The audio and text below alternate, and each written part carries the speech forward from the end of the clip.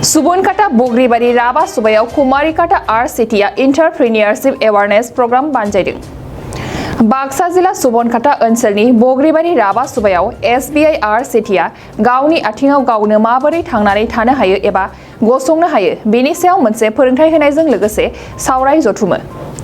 बे सावरायनाय जथुमायाव कुमारिकाटा रुरेल सेल्फ एमप्लयमेन्टनि डाइरेक्टर रबिराम बर'आ सोलोंसाफोरनि गेजेराव सोरखारनि साख्रिखौ नेबाय थायालासे बायदि आबाद जेरै अमा बोरमा हांसो दाउ मोसौ बायदिखौ जायखिजाया मोनसे सायख'नानै गोनोखो आदबजों फार्म मावनानै सोरखारि साख्रि मावालासेबो गावखौ सुंथानो हानायनि सायाव फोरोंथाय होनायजों लोगोसे गुवारै सावरायलायो।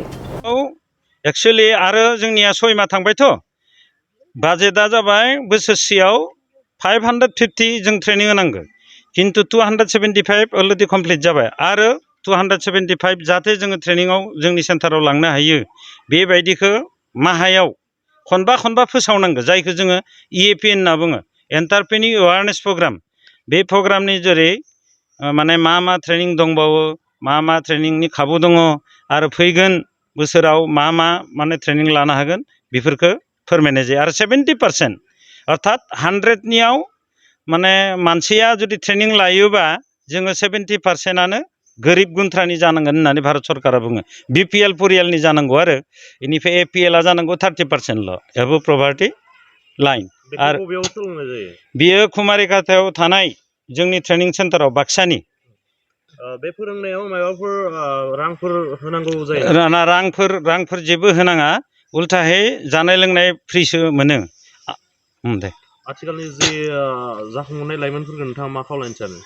आङो बिनि जुगै सानो जायफोरा माने असम गारनानै थाङालासिनो गावगायनि न'आव थानानै गावनि आथिङावनो गसंनो सानबाय दङ आरो मेलेम गोनां आरो भारत सरकारनि बिभिन्न असम सरकारनि बिभिन्न माने जिथु स्किम दङ बेफोरखौ जाहाथे नाजावनो हायो नाजावनानै गावगायनि माने परियालखौ मोजाङै सोलायनो हायो बेनिखायनो बेंकआवबो लन मोननायनि बेबस्था खालामनाय लोगो लोगो बे बिभिन्न कारुकार माने माबायाव जोङो स्किल गावगायनि रोंगौथिखौ जाहाथे कौशलखौ बारायनो हायो रोंगौथिखौ बेखौनो बिसोरो जोंनियालागै ट्रेनिं लानो थांनांगौ बेखौनो आं दिनैनिफ्राय खावलायनाय जाबाय।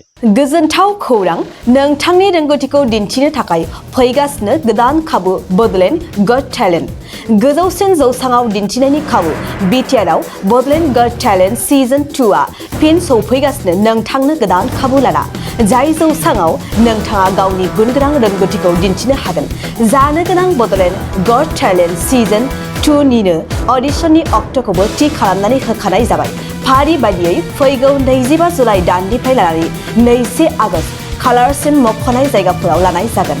मख'जाथावदि अडिशन रेजिस्ट्रेशननि खालामनो थाखाय 8399890945 9101102339 आरो 9577573499 जानबुं अनजिमायाव जगाजग खालामनो हागोन।